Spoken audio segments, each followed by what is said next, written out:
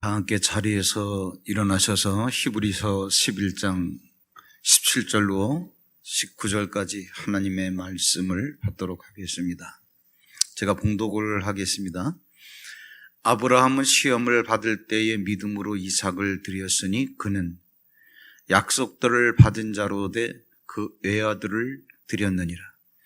그에게 이미 말씀하시기를 내 자손이라 칭할 자는 이삭으로 말미암으리라 하셨으니 그가 하나님이 능히 이삭을 죽은 자 가운데서 다시 살리실 줄로 생각한지라. 비유컨대 그를 죽은 자 가운데서 도로 받은 것이니라. 아멘. 우리 시간 앞뒤 자분과 오늘도 눈 인사를 좀 해야 되겠습니다. 우리 함께 인사하시고 자리에 앉으시기 바랍니다.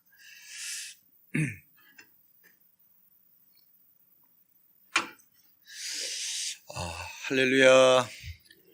일부 예배도 좀 많이 나오셨는데 오늘은 그래도 이렇게 간격 유지를 하면서 앉긴 앉았을 때 그래도 꽉 찬 느낌이니까 그래도 굉장히 반갑습니다.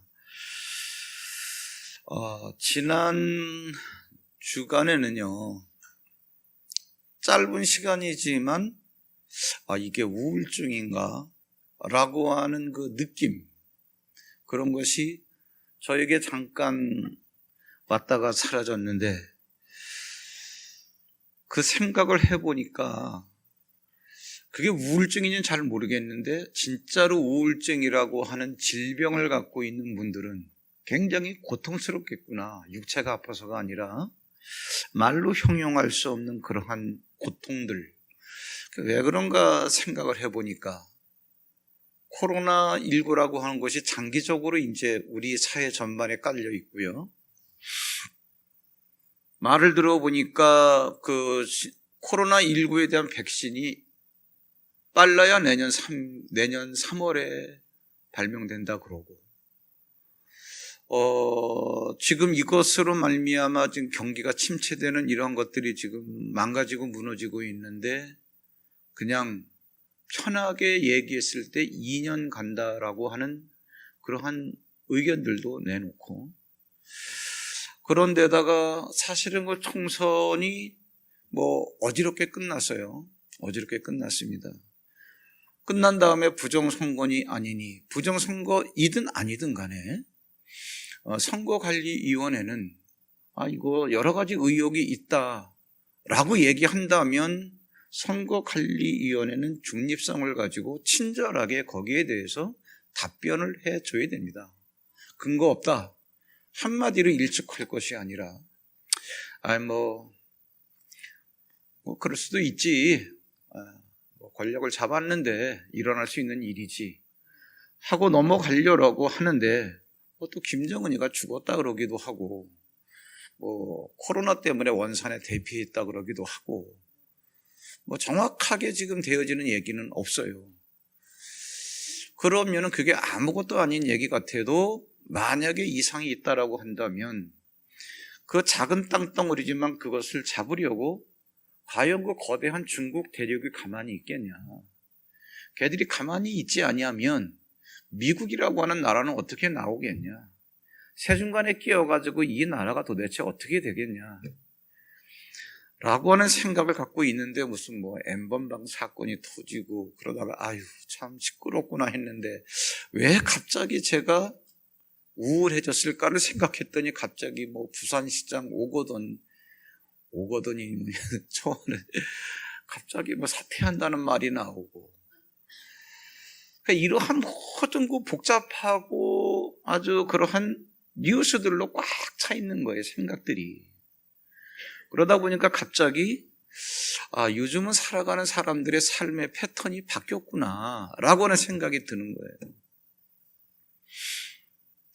저희가 젊었을 때만 하더라도 그냥 먹을 양식이 웬만큼 있고, 젊으니까 미래에 대한 꿈도 한번 꿔보면서 어떤 낭만이라고 하는 것을 마음에 품으면서 살아올 때가 굉장히 많았었는데, 지금 사람들이 살아가는 삶의 구조뿐만 아니라 생각의 스타일이나 방식들이 많이 바뀐 것 같아요. 이렇게 시달리면서 살아야 되는가라고 하는 생각을 하니까 갑자기 이제 그게 우울한 생각으로 딱 와닿은 것 같아요. 인생이라고 하는 것은요, 광야입니다. 광야를 신명기에서 뭐라고 소개하고 있냐면은 불뱀과 정갈이 있다. 그래서 오죽하면 위험한 광야. 그리고 물이 없는 건조한 땅이다. 지역 자체가 낮에는 태양빛 때문에 타 죽고 밤에는 찬 기운 때문에 얼어 죽고, 이게 광야입니다. 근데 하나님께서 오늘 히브리서 11장의 주인공 되는 아브라함을 육적으로 그러한 광야에 하나님께서 세워 놓으신 거예요. 그리고 그 아브라함을 통해서 우리에게 무언가를 말씀해 주시려고 하는 거예요. 하나님께서 아브라함에게 딱 어느 날 찾아오셔가지고, 아브라함아, 네가 사랑하는 아들 독자 이삭을 드려라. 그랬더니 오늘 히브리서 11장에 말하고 있는 이 아브라함의 사건을 실제는 창세기 22장에 나오는 얘기 아닙니까? 거기에 가봤더니 아브라함은 하나님께서 그렇게 말씀하시니까 주저하지 않고 이삭을 데리고 가는 거예요. 왜? 죽이려고. 그러면 우리는 이 말씀을 아무런 말씀도 아닌 것처럼 성경이기 때문에 그렇구나, 그리고 어떤 경우에 우리는 아멘하고 끝난단 말이에요. 이 가운데 여러분, 사실 예배드리는 여러분 가운데 아브라함은 애아들, 더군다나 100살에 낳은 하나밖에 없는 친자식인데 그 자식을 드리라 그러니까 아무런 그러한 거 불만도 없이 이의제기도 않고 그냥 드리는데, 이 가운데 여러분, 애아들이 아니라 내게는 자식이 둘도 있고 셋도 있고 넷도 있어. 그렇다 할지라도 하나님, 넷 가운데서 하나만 바쳐, 셋 가운데 하나만 바쳐. 이럴 때 여러분 바칠 수 있는 분들이 있을까요? 이건 여러분들이 대답할 문제고, 여러분들이 만약에 나는 참 드리기가 어렵다, 저도 못 드려요. 그러면 이 성경 말씀은 뭐냐는 얘기죠. 아브라함은 드렸는데 너는 왜 못 드려? 그러면 갈등이 있어야 될 것이고, 갈등이 없으려면 도대체 아브라함은 뭔데 드릴 수 있었느냐, 이 문제가 해결돼야 된다, 그런 얘기죠. 자, 그러면 아브라함은 하나님께서 이삭을 드리라 그랬을 때 주저하지 않고 드릴 수 있었는데, 그랬던 아브라함의 믿음에 대해서 우리가 한번 이력을 잠깐 살펴보자, 그런 얘기죠. 하나님께서 아브라함을 찾아오셨어요. 아브라함아, 네가 살고 있는 이러한 고향 땅, 본토, 친척, 아비 집을 떠나, 그리고 내가 너에게 보여줄 땅, 지시할 땅으로 가. 거기가 어딘데요? 거기가 어딘지는 몰라요. 왜? 앞으로 지시할 거니까. 그렇게 하나님께서 아브라함을 찾아오셔서 부르실 때에 아브라함의 태도와 반응이 어땠을까? 제가 성경을 보는 관점에서는 많은 갈등을 했을 것 같아요. 우리가 여러분 여기서 예배하고 있지만 여러분들이 처음에 예수님을 믿게 되었을 때, 누군가가 여러분에게 전도했을 때 예수 믿어, 교회 좀 나와봐. 아, 내가 그렇게 나한테 말해주길 기다리고 있었어, 갈게. 그러고들 나오셨나요? 한번 여러분들 와서 예배하게 하기 위해서, 예수님 믿게 하기 위해서 한 번, 두 번, 세 번, 10번 음식도 사줘가면서 얼마나 많은 이야기를 했겠어요. 그래서 배짱 부리면서 한번 가볼까? 내가 안 나가주면 큰일 나는 줄 알고, 그래서 나왔다가 한 번 드리고 두 번 드리고 이제는 믿음이 성숙해진 거 아니겠어요? 하나님께서 아브라함을 찾아오셔서 아브라함아, 너 여기 떠나 그랬을 때 예스 오케이 하고 바로 떠났을까요? 말할 수 없는 갈등이 있었을 것이고, 아마 쉽게 반응을 안 보였을 거예요. 왜 그러냐? 창세기 12장에 보면 하나님께서 아브라함을 찾아오셨어요. 아브라함아, 여기를 떠나 그랬을 때 아브라함이 어떻게 했다라고 하는 얘기는 안 나오지만, 하나님께서 아브라함아, 본토 친척 아비 집을 떠나라. 그리고 하나님께서 그 다음에 어떤 말씀을 하셨는가를 보면은 아브라함이 어떤 반응을 보였구나가 나와요. 하나님께서 뭐라 그러셨냐? 아브라함아, 너 여기서 떠나, 내가 보여줄 땅으로 가. 그런 다음에 하시는 말씀이, 너를 축복하는 자는 내가 복을 줄 것이고 너를 저주하는 자에게 내가 저주를 할 거야. 하나님이 그 말씀을 왜 하셨을까? 아브라함아, 여기를 떠나. 알았습니다. 바로 개나리 보찜을 싸가지고 떠났더라면 잘 가는구나, 그러고 있었을 텐데, 떠나. 그래도 꾸물꾸물거리고 핑계대고 떠나지도 않고 미적미적거리고 보내긴 보내야 되겠는데, 하나님께서 네가 왜 못 떠나는지 알겠다는 얘기예요. 무슨 얘기냐? 당연합니다, 여러분. 성경은 제가 가끔가다 말씀을 드리지만 현실적으로 읽어야 되는데, 떠나라고 하니까 떠나긴 떠나야 되겠는데, 떠나려고 하니까 여러분, 사실 지금 우리가 사는 서울처럼 도시 문화가 아니잖아요.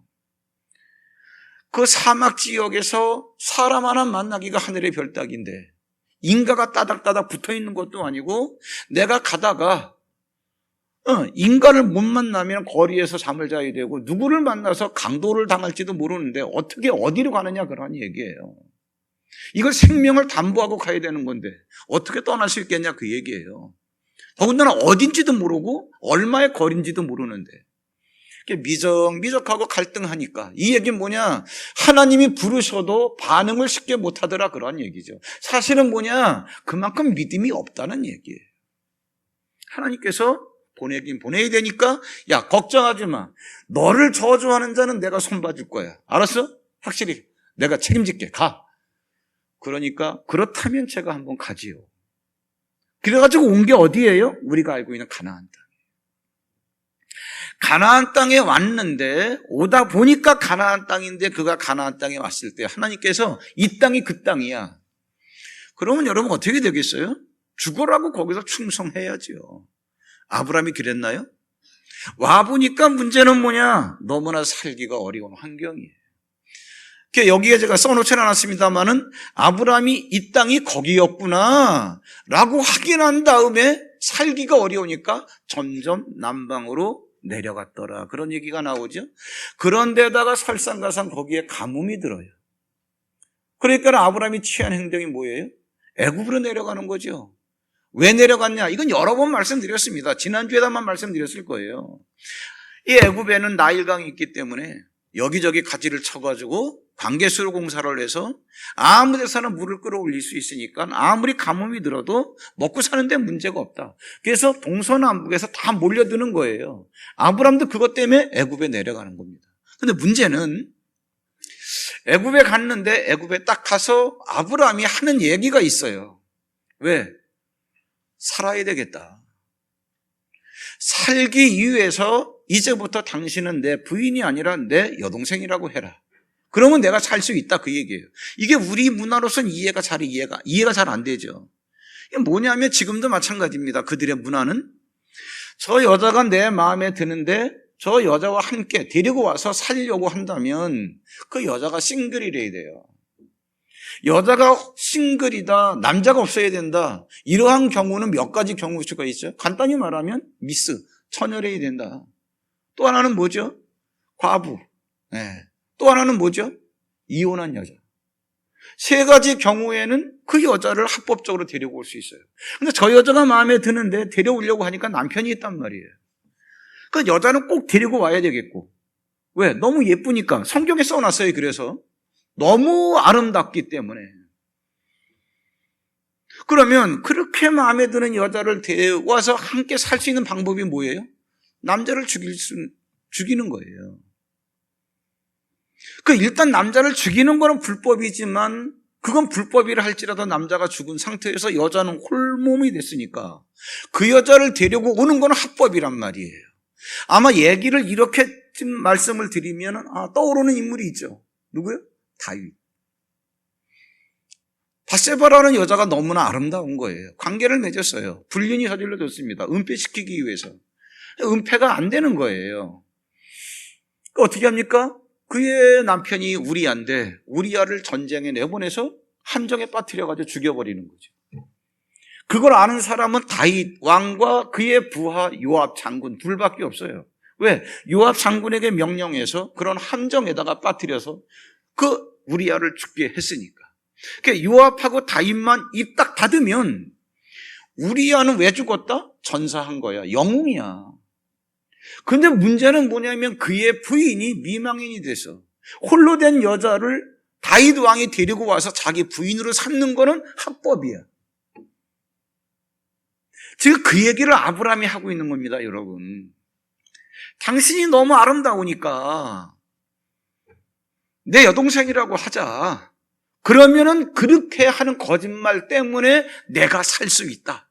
이 얘기 잠깐 확인하고 넘어가겠습니다. 2페이지 맨 위에 보시면 창세기 12장에 보시면 애굽 사람이 그대를 볼 때에 이르기를 이는 그의 아내라 하여 나는 죽이고 그대는 살리리니 원하건대 그대는 나의 누이라 하라. 그러면 내가 그대로 말미암아 안전하고 내 목숨이 그대로 말미암아 보존되리라. 이해가 되셨죠? 그 다음에 또 한 가지 한 게 뭐예요? 12장 15절에 조금 내려와 보면 이런 얘기가 나오죠. 그 여인 즉 아브라함의 부인을 바로의 궁으로 이끌어들인지라. 이에 바로가 아브라함을 후대함으로 대가를 지불하는 거죠. 양과 소와 노비와 암수 나귀와 낙타를 얻었더라. 그럼 여러분, 아브라함 입장에선 자기 부인을 뺏기는 거지만 상대는 모르는 거 아니에요. 여동생이라 그러니까. 여동생이라는 걸 믿고서 데리고 오면서 대가로 노비를 주고 짐승을 주고 여러 가지 이제 그러한 물질을 주잖아요. 그리고 그걸 받으면서 아브라함이 아유, 내 여동생 데리고 가면 안 돼요. 뭐 이런 말 했을까요? 정당한 이 거래를 한 거란 말이에요. 이 얘기는 뭐냐? 실질적으로 아브라함 입장에서 볼 때는 자기 부인을 뺏기는 건데 자기 부인을 뺏기면서 저항을 한 번도 안 했다는 얘기예요. 이게 현실입니다. 이게 아브라함이에요. 그러니까 이러한 삶을 사는 아브라함이 누구냐? 하나님의 음성을 듣고 여기까지 온 사람이에요. 그러니까 제가 여러분에게 질문을 하는 거예요. 이러한 아브라함과 우리의 믿음의 수준은 어떻습니까? 비교해 봤을 때 이것도 여러분들이 각자가 자신에게 대답을 하세요. 그래서 나는 이 정도까지는 아니다. 여러분, 이제까지 먹고 사는 문제 때문에 자기 와이프 판 사람이 있나요? 그거 잠깐 팔면서 저항도 못 해보고 당신 끌려가 나는 살아야 되겠어.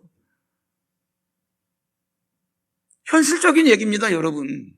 그러면 아브라함은 이러한 삶을 살았는데 이러한 아브라함과 우리는 어떨까?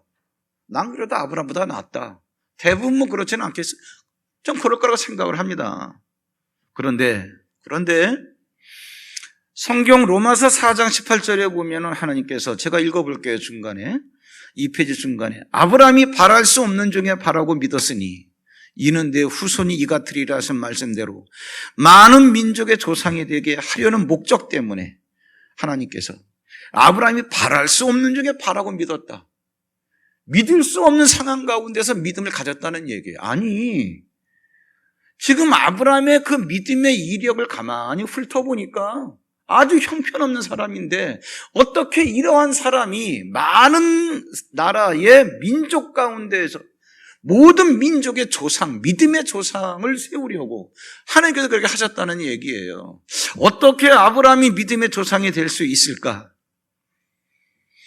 잘 생각 한번 해보세요. 아브라함이 믿음을 포기했을 때 하나님은 그를 찾아오셨어요. 무슨 말이냐? 지금 방금 말씀드린 애굽에서 자기 부인을 뺏기고 가슴 아파하고 있을 때 하나님께서 일방적으로 하나님께서 아브라함의 아내 사레를 찾아오셨어요. 그리고 한 번 받은 그러한 노비, 그 다음에 뭐 짐승 이런 모든 것들은 그대로 소유하고 다시 가나안 땅으로 올라왔습니다. 지금도 이스라엘에서는 그래요. 재산의 3대 요소가 뭐냐면 땅, 우물, 그 다음에 자식이. 우리나라와 거의 같아요. 우리나라는 물이 흔하니까 물이 재산의 3대 요소에 들어가진 않지만 땅 우리는 귀하게 여기고 자식 귀하게 여기잖아요. 근데 아브라함의 생각이 그거예요. 지금 내가 짐승도 많이 얻고 노비도 많이 얻긴 얻었지만 문제는 뭐냐? 내가 나이가 늙었는데 자식이 없다. 무슨 소망이 있겠냐? 하나님 앞에 투정을 부리는 거예요. 하나님, 내가 지금 나이가 이렇게 늙었고 75세인데 자식도 없고 내 상속자는 저 어려서부터 데려다 키운 다메섹 엘리에셀입니다. 하나님께서 그를 위로하시려고 아브라함의 손을 잡고 밖으로 나가서 밤하늘의 별을 보여주면서 야, 밤하늘의 별을 셀 수 있다면 네 자식이 이렇게 많을 것이고 셀 수 없을 정도로 많다면 네 후손도 셀 수 없을 거야. 그랬더니 아브라함이 아멘. 그걸 믿어버린 거예요. 믿으니까 하나님께서 의로 여기셨다는 게 뭐냐 하면은 너하고 나하고 이제 통한다. 그래, 너하고 나하고 이제 하나다. 내가 하는 말을 네가 믿네? 오케이, 좋아. 이게 의로 여기셨다 이 얘기예요. 여러분 가만히 생각해 보세요. 우리도 마찬가지입니다. 자식이 없어가지고 아쉬운데 자식 주겠다 그러니까 아멘. 내가 돈이 없어가지고 돈이 있었으면 좋겠다 그러는데 하나님께서 오셔가지고 내가 너 부자로 만들어줄게 아멘. 이렇게 말 안 할 사람 어디 있어요? 그렇잖아요. 내 몸이 아파 죽겠는데 야 내가 네 병 고쳐줄게 아멘 믿습니다. 이 말 안 할 사람 어디 있겠어요? 아브라함이 똑같은 반응을 보였단 말이에요. 그런데 하늘의 별처럼 많은 자식을 주겠다고 하신 하나님께서 1년이 가고 2년이 가고 10년이 가도 자식이 안 생기는 거예요. 지쳤습니다. 포기를 했어요. 그리고 여종 하갈에게서 자식을 낳았다는 거 다 알고 있어요. 이스마엘이 13살인가 몇 살 됐을 때 하나님께서 갑자기 아브라함을 찾아오셨어요. 아브라함아, 너 내 앞에서 행하여 완전해라. 이 말씀을 딱 들으니까 가슴이 뜨끔한 거예요. 내 자신을 돌이켜보니까 그렇지 내가 하나님 믿긴 믿는다 그랬는데 뭐 여종 하갈 통해서 내가 서자 이스마엘 낳은 거 세상에 다 아는 거고 하나님이 이렇게 말씀하시면 내가 할 말이 없지. 그런데 하나님께서 그 말씀 그냥 뭐 크게 문제 삼지 않고 그런데 아브라함아 네 본처 사라에게 내가 아들을 낳게 해줄게. 그랬을 때 하나님께서 아브라함이 그렇게 말씀을 하셨을 때 하나님께서 하셨을 때 비웃은 거예요. 엎드려서 됐습니다. 내 나이가 100살이고 살에 내 부인이 지금 생리가 끊어졌는데 무슨 자식을 낳겠습니까? 하나님이 말씀하셔도 안 믿는 거예요. 여기서 여러분 하나님이 뭐라 그러진 않으셨지만 하나님도 할 말이 많아요. 야, 너 그럼 25년 전에 내가 자식 준다 그럴 때 믿은 거는 뭐야? 네가 믿어서 25년 만에 내가 진짜 그 말씀을 성취하겠다 그러는데 이제는 안 믿어? 이제 이 얘기란 말이에요. 이거 역시 여러분 여기 앉아있는 우리들의 자세일지도 몰라요. 내가 돈이 궁할 때 내가 너 부자로 만들어줄게 기분 좋아서 아멘 했다가 맨날 거지 비슷하게 살아가다가 안 되겠다 이러다가 내가 무슨 수를 써서라도 내가 정말 돈 좀 벌어봐야 되겠다. 조금 니아까를 끌든 뭐를 끌든 조금 먹고 살만한데 야 이제 내가 이 나라에 제일 가는 갑부로 만들어줄게. 내가 이제까지 니아까 끌어오던 사람이 무슨 갑부가 되겠어요. 네. 삼성에 이재용이가 있는데 내가 그보다 훨씬 무슨 말이 되는 얘기를 해야지. 안 믿는 거예요. 안 믿으니까 하나님께서 그에게 더 이상 대꾸를 안 하시고 일방적으로 하시는 말씀이 있어요. 이걸 기억하셔야 됩니다. 뭐냐? 네가 믿던 말던 너는 자식을 낳을 건데 이름을 이삭이라고 해. 이거 하나 기억하셔야 되고요. 그 다음에 네가 낳은 그 아들을 이삭이라고 하는데 그 이삭에게 내가 어떠한 언약을 맺을 거야. 그런데 그 언약은 이삭과만 맺는 게 아니라 이삭의 후손들과 영원히 효력이 있는 언약이야. 이것 또 하나 기억하세요. 두 가지를 기억하세요. 그리고 하나님이 끝내버립니다. 1년이라고 하는 시간이 지났어요. 사라가 임신해서 출산을 하게 됐습니다. 그 사건이 어디 나오느냐 하면 3장 그 중간에 나와요. 아랫부분에 창세기 21장 1절로 3절에 여호와께서 말씀하신 대로 사라를 돌보셨고 말씀하신 대로 하나님께서 돌보셨고 여호와께서 말씀하신 대로 사라에게 행하셨으므로 누가 행하셨다는 거예요?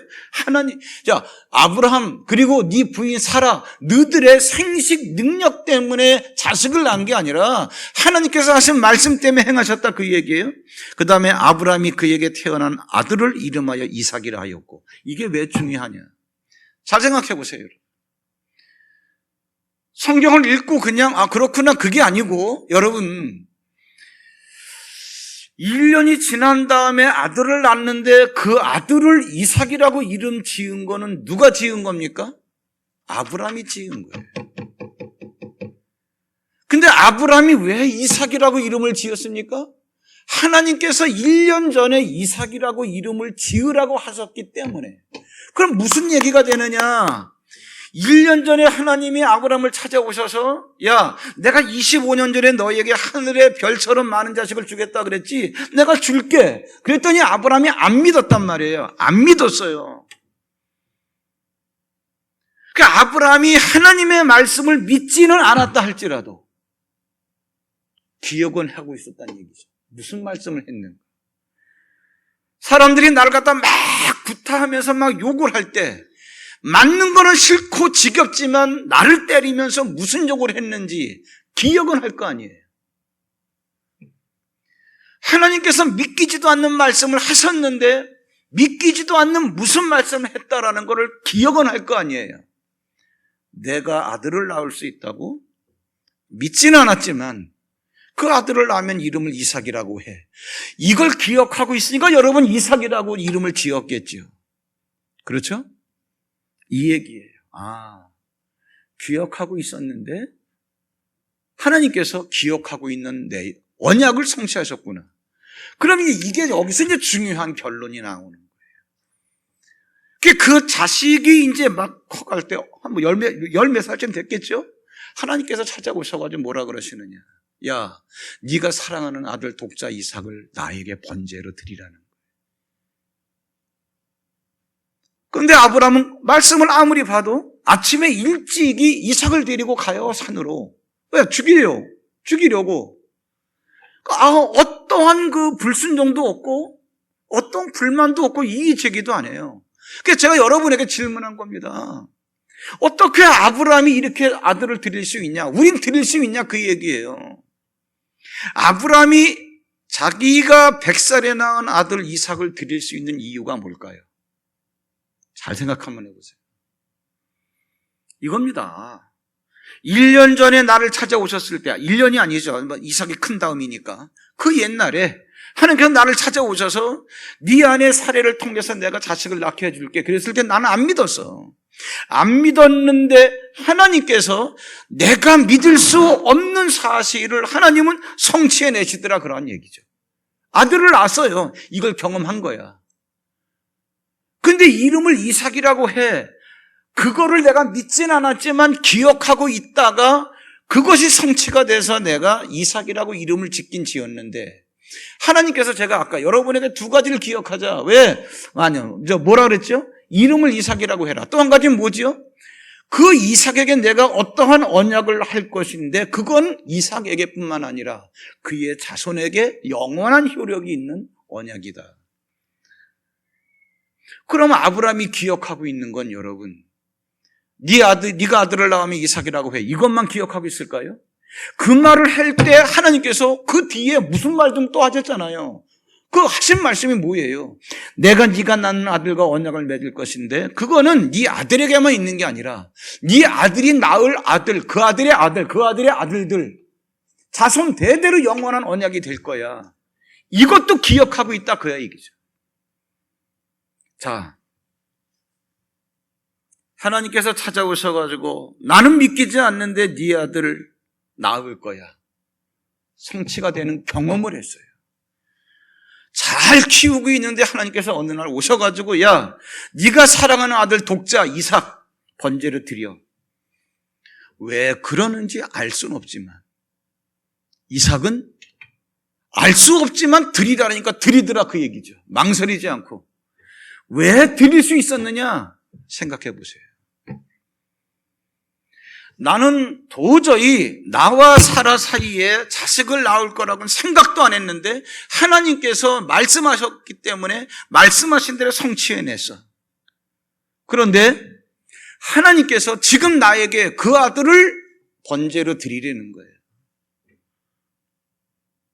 그러면 드리라 그러니까 나는 드리지만, 내가 죽이라 그러니까 죽이지만, 나는 죽인다 할지라도 하나님은 내가 죽이는 이 아들에 대해서 그가 후손을 볼 거라고 말씀을 하셨기 때문에 나는 죽인다 할지라도 하나님은 내가 죽인 아들을 살려내서 그를 장가보내서 그래서 그로 하여금 자식의 자식을 보게 하신다 라고 하는 것을 아브라함은 앞에 것을 경험했기 때문에 이것도 틀림없이 되어진다라고 지금 믿음을 갖고 있는 거예요. 이 말씀을 여러분 오늘 히브리서 11장에서 지금 말씀을 하고 있는 겁니다. 여러분 보세요. 17장에 뭐라 그랬는 거 아니야? 17절에 뭐라 그랬는 거 아니? 아브라함은 시험을 받을 때 이게 뭐냐면 이삭 드려라 그 얘기예요. 믿음으로 이삭을 드렸으니. 그 다음에 19절에 뭐라 그랬는 거 아니? 그가 하나님이 능히 이삭을 죽은 자 가운데서 다시 살리실 줄로 생각하고, 나는 죽여도 하나님은 또 살려내. 왜? 이삭의 자식을 봐야 되니까. 성경은 굉장히 여러분 논리적인 겁니다. 밑도 끝도 없이 아브라함이 죽였어, 이렇게 말하는 게 아니에요. 아브라함은 우리보다 훨씬 형편없는 믿음을 가졌던 사람이에요. 여러분 생각 한번 해보세요. 아브라함과 우리를 비교해 봤을 때 우리보다 탁월한 그러한 높은 수준의 믿음의 소유자였다면, 야, 아브라함이 저러니까 저런 아브라함을 쫓아가. 우리는 못 따라가요. 그러나 나보다 훨씬 수준이 아래인 아브라함을 하나님께서 키우셔가지고, 야, 너보다 훨씬 형편없던 저 아브라함도 내가 키워서 그에게 믿음을 줘서 믿음의 조상이 되게 해서 너 아브라함을 봐. 아브라함도 할 수 있잖아. 그러니까 우리가 따라갈 수 있는 거예요. 원래 출발이 나보다 탁월했던 사람은 우리가 따라가기 힘들어요. 그러니까 너보다 훨씬 형편없던 사람이야 아브라함이. 너 얼마든지 따라갈 수 있어, 그런 얘기예요. 여러분, 믿음의 씨앗이라는 게 뭡니까? 오늘 우리가 이 아브라함의 경우를 통해서 보는 믿음의 씨앗, 아브라함이 갖고 있는 믿음의 씨앗은 뭐냐면, 내가 받았던 응답들 가운데 어떤 거 하나, 내가 경험했어. 나에게 그러한 일을 이루어내신 하나님은 또 이것도 이루어내셔. 이게 믿음의 씨앗이라는 거예요. 여러분, 신명기 8장 15절에 보세요. 4페이지 중간에 보시면, 너를 인도하여 그 광대하고 위험한 광야, 거기에는 뭐가 있냐? 불뱀과 전갈이 있고 물이 없는 건조한 땅, 이걸 지나게 하셨으며, 이렇게 하신 이유, 이건 다 너를 낮추시며 너를 시험하사 마침내 내게 복을 주려 하시면느니라. 여러분, 마침내 복은 뭐예요? 불뱀과 전갈이 득실거리는 광야를 통과한 다음에 기다리고 있는 거란 얘기예요. 복은 가나안 땅에 들어가서 누리는 겁니다. 인생의 비밀이 있어요.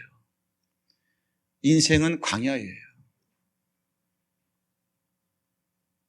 그렇기 때문에 불뱀과 전갈이 득실거리기 때문에 우리는 우울증에 빠질 수도 있고, 인생을 포기하고 싶을 때도 있어요. 그런데 그러한 인생에서 예수 그리스도를 붙잡는 순간에, 예수 그리스도를 붙잡은 사람이 살아가는 인생은 가나안 땅이 되는 거예요. 아브라함을 왜 불뱀과 전갈이 있는 광야에 세워놨을까? 이거 보여주려고. 같은 아브라함인데, 여러분 보세요. 이삭 죽여 그랬더니 알았습니다. 믿음이 있기 때문에, 왜? 믿음으로 드렸다 그랬거든요. 그 믿음으로 딱 드리려고 했을 때, 여러분 보세요. 아브라함에게 주신 복이 뭔가? 창세기 22장 16절 이하에 보시면, 내가 이같이 행하여 내 아들 내 독자도 아끼지 아니하였은즉, 하나님은 이삭을 죽이는 게 목적이 아니에요. 이삭을 죽이라 그러면 죽일 수 있을 만한 믿음을 갖게 하는 게 목적이죠. 그러면 그 믿음이 딱 형성됐을 때 하나님께서 뭐라 그러셨냐? 내가 내게 큰 복을 주고. 복은 그때 오는 거예요. 우리 인생에 불뱀과 전갈이 득실거린다 할지라도 내 앞에 있는 나를 삼키려고 쏘아대려고 하는 불뱀과 전갈을 보는 게 아니라, 내가 뒤돌아봤을 때, 내 걸음걸음 속에서 나에게 응답하셨던 크고 작은 많은 응답들. 그래, 그렇게 응답하신 하나님이 그때 응답하시고 나를 떠나신 게 아니라, 지금 내가 만나고 있는 산적한 문제들, 불뱀과 전갈들, 이걸 다 밟게 하신다. 이 믿음을 갖게 하시려고 하는 게 목적이에요. 하나님은 이삭을 죽이는 게 목적이 아니라, 이삭을 죽여 그래도 나는 죽여도 살려내시겠지. 왜? 하나님은 언약을 성취하신 하나님이니까 이거를 믿는 믿음을 갖고 서 있길 원하시는. 그러면 뭐예요? 같은 인생이라 할지라도 불뱀과 전갈, 눈에 보일 때는 득실거리지만 이러한 가운데서 살아갈 수 있는 이유는 뭐예요? 내가 예수 그리스도를 붙잡은 믿음을 갖고 있으면 거기가 뭐예요? 가나안 땅이라는 얘기죠. 이게 믿음의 씨앗이라는 이게. 그래서 여러분 갈라디아 3장 7절에 뭐라 그랬습니까? 그런즉 믿음으로 말미암은 자들은 아브라함의 자손인 줄 알지어다.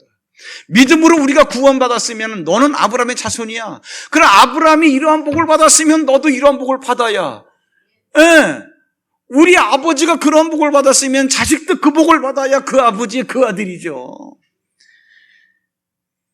아브라함이 불뱀과 전갈이 있는 광야에서 하나님께서 마침내 그에게 복을 주셨는데 너에게도 그러한 복을 줄게, 이 얘기란 말이죠. 그럼 아브라함이 어떻게 그러한 복을 받을 수 있었을까? 믿음의 씨야. 믿음의 씨.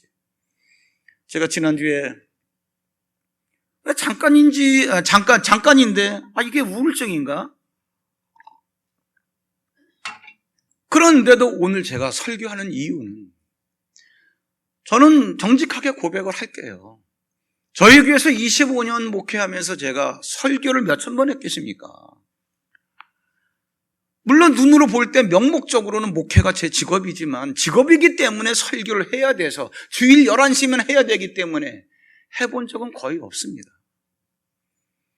저는 이것이 진리고 이것이 하나님의 말씀이라는 믿음이 있기 때문에, 근데 항상 그랬던 건 아니고요. 해야 되기 때문에 한 거는 언제인지 잘 모르는데 한두 번은 있었던 것 같아요. 거의는 지난주에 무슨 우울증 증세까지 오셨다고 하는 분이 또 오늘은 유쾌하게 설교를 하네. 저도 청년의 때에 예수님을 믿기 시작해서 진짜 하나님을 보고 싶었던 거예요. 알기 원했고. 내 교회는 나가지만 맨날 설교만 들었지. 하나님 그러는데 하나님이 계셔? 참 논리적인 제 사고로서는 참 받아들이기가 어려운 거예요. 하나님 좀 내가 알았으면 좋겠다. 만나야 되겠다. 산상집회 간 거예요. 산상집회 가면서 하나님, 내가 이번에는 꼭 하나님을 내가 한번 경험하려는 목적을 갖고 갔습니다. 3일 동안 3박 4일 동안 진행되니까 제가 3박 4일 동안 제가 금식기도 하면서, 절에 다니는 사람들은 목욕 재개도 하는데 금식기도 하면서 제가 한번 하나님 만나겠습니다. 금식을 딱 시작을 했는데 이틀째 되는 날, 여름 방학 때 그때 산상집회 열린 거예요. 얼마나 더워요. 산 기도원에서 하고 있는 건데 사람들이 우르르 몰려가지고 매점에서 하드 사 먹는 바람에 그 유혹을 못 이겨서 나도 하드 하나 사가지고 깨물어 먹고, 하드를 한 2입 물어 뜯다 보니까 끝났구나. 내가 금식한다 그랬는데 이것도 깨지고, 그 다음에 어떤 생각이 드냐 하니까 어차피 응답 못 받을 거 4일까지 무슨 참석을 하냐, 가자. 그래가지고 기도원에 짐 싸가지고 내려와서 가려고 차를 타고 시동을 거는데 이 모래에 바퀴가 빠져가지고 헛바퀴만 돌지 나올 수가 없는 거예요. 천상 레카차를 빌려야 되는데 어차피 못 가는 거, 그래 기도원에서 그냥 날수나 채우고 가지. 그래 다시 기도원에 가가지고 짐 풀고, 그러다가 나 같은 이 금식도 못하는 이게 깨트린 이러한 나에게 하나님이 무슨 응답하시겠냐. 그래가지고 이슬비가 내리는 그 야심한 밤에 다시 이제 확장 공사를 하려고 산중턱에 쭉 진흙처럼 쫙 큰 마당을 갖다가 이렇게 밀어놨는데 거기서 기도하다가 어떤 그 남자 도연사님이 저를 같이 기도해 주더라고요. 기도를 하는데 저를 위해서 막 기도해 주는데 어떻게 기도만 받아요. 체면이 있지. 아멘. 쾌주소 들은 건 있어가지고 할렐루야 라와까세 왜 이래. 이게 방언인가 보다. 방언이 진짜야 가짜야? 내가 알아봐야 되겠어. 라와까세 하나님 감사합니다. 그러니까 우리말 국산이잖아. 되네. 방언은 가짜구나. 계속 기도하시길래 또 제가 주여 라와까세 왜 또 돼요 이게. 진짜 알아봐야 돼. 이게 지가 방언이야 아니야. 우리말로 하니까 또 돼요. 조금 강도가 강해진다는 느낌은 받았어. 그러니까 나를 위해서 기도해 주신 그분이 여기 툭 치면서 장난치지 마세요. 미안해가지고 이제 장난치지 말아야지. 그래가지고 다시 그분이 저를 위해서 쭉 기도해 주는데 제가 주여 아멘 알라우 아까스 이렇게 하는데 방언이 되는 거예요. 제가 얼마나 고집이 셉니까? 진짜 알아봐야 돼. 진짜는 이때 알아봐야 돼. 그래가지고 한국말로 하려고 그러니까 안 돼요. 그때 경험되어진 게 뭐냐 하면은 계속 장난을 치려고 그러니까 진짜 그 꽈배기 있지 않습니까? 이 혀가 꽈배기처럼 꼬이는데 저는 그때 혀 뿌리가 어딘지 제가 그때 경험을 했어요. 평소에는 그런 생각을 전혀 안 하고 살다가 이게 꼬이기 시작을 하는데 계속 제가 고집을 피우면은 꼬여가지고 이것이 꽈배기 꼬인 그 혀가 뿌리가 뽑힐 것 같아. 여기까지 꼬이더라고요. 여기까지. 아, 이러다 죽겠다. 그게 제가 딱 포기를 하니까 혀도 풀리면서 방언에 예언에 통변에 이런 것들이 막 임하는데 사실은 그때 하나님께서 제 인생의 궤도를 수정해 주신 거예요. 소명을 주시고. 우리가 살아가다 보면은 우울해지고 맨날 들려지는 뉴스는 복잡하고 요즘은 또 너무나 이 지능들이 발달돼가지고 그럼에도 불구하고 또 이렇게 우리가 소망을 갖고 살아갈 수 있는 이유는 뭐냐 하면은 그때 나에게 일하셨던 하나님. 그때 하나님께서 35년 전에 나를 만나주시고 나를 떠나셨겠냐. 지금도 성령으로 내 안에 계시지. 그 하나님이 지금 내 앞에 있는 불변과 전갈이 어떤 것들인지 다 아시는데 내가 그러한 것들을 누가복음 9장 1절에서 밟을 권세를 주셨다 그랬는데 이게 뭐냐? 믿음의 씨앗이라는 거예요. 아브라함이 그거예요. 네 아들 죽여. 어떻게 죽입니까, 여러분? 아브라함이 부성애가 모자랍니까? 그게 아니잖아요. 아브라함이 경험한 게 있어요. 나는 아들을 준다 그랬을 때 절대로 안 믿었는데 주시더라는 얘기지. 주신 하나님이 그 주신다고 할 때 무슨 말씀까지 하셨냐? 얘는 장가 들어서 자식을 낳을 거예요. 근데 지금 장가 가기는커녕 10살밖에 안 된 아들을 죽이라고 그러니 내가 죽이긴 죽이지만 하나님도 하나님의 언약을 성취하시려면은 얘를 살려내셔야 될 거 아니냐 그러한 얘기죠. 여러분 지금 우리에게 사실 객관적으로 보면 어떤 소망이 있습니까? 2년 안에는 기업이 회생이 안 될 수도 있어요. 모든 무역 거래가 끊겼습니다, 여러분. 이제는 모이는 모임 자체도 오히려 다다음 주부터 식사를 할까 말까 하는데 하더라도 어떻게 해야 되는지 아세요?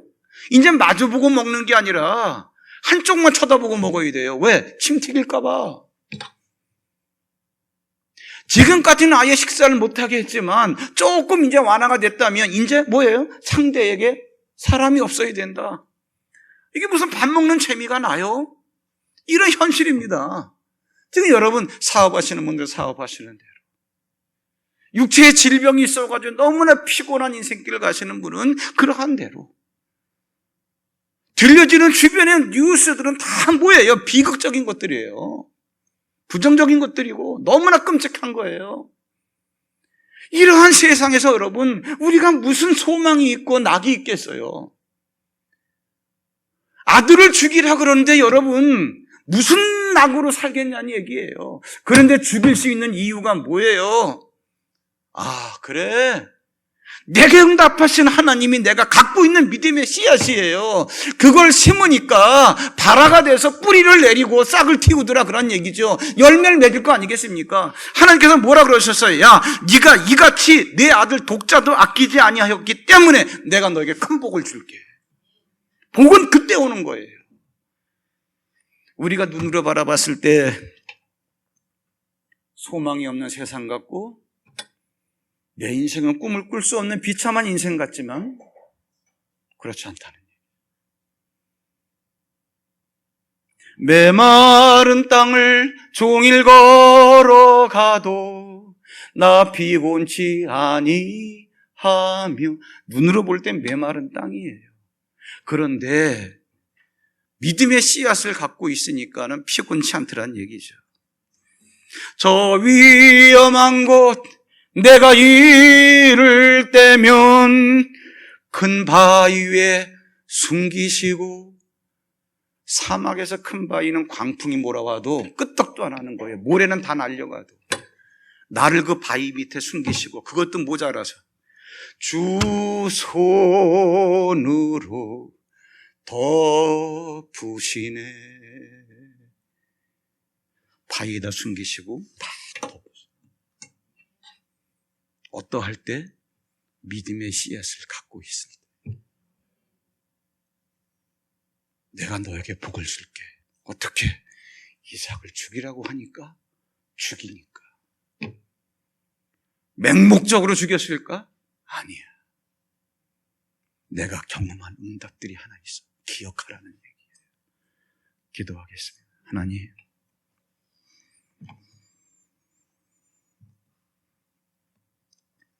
인간적인 눈으로 볼 때는 꿈을 꿀 수가 없는 인생이고, 어쩌다가 작은 땅덩어리에서 나라 걱정, 민족 걱정은 대통령만 하는 건 줄 알았는데, 백성이 된 입장에서 우리나라의 내일 일까지 걱정해야 되는지 너무나 피곤한 인생입니다. 이러할 때 기독교인들이 기독교인답게 믿음의 씨앗을 소유하게 하옵소서. 우리 하늘빛 교회 사랑하시는 성도님들, 그냥 믿는 게 아니라 매주 선포되는 말씀 한마디 한마디 잘 깨달아 이해해서 믿음의 씨앗을 소유하여 내 앞에 있는 불변과 전갈, 그걸 바라볼 게 아니라 뒤돌아보니 내가 여기까지 올 수 있었던 것은 나에 대해서 일을 하셨던 하나님이 있었기 때문에 그 믿음의 씨앗을 소유하여 싹을 틔우고 뿌리를 내려 열매 맺을 것을 기대하게 하옵소서. 예수님의 이름으로 감사하고 기도하옵나이다. 아멘.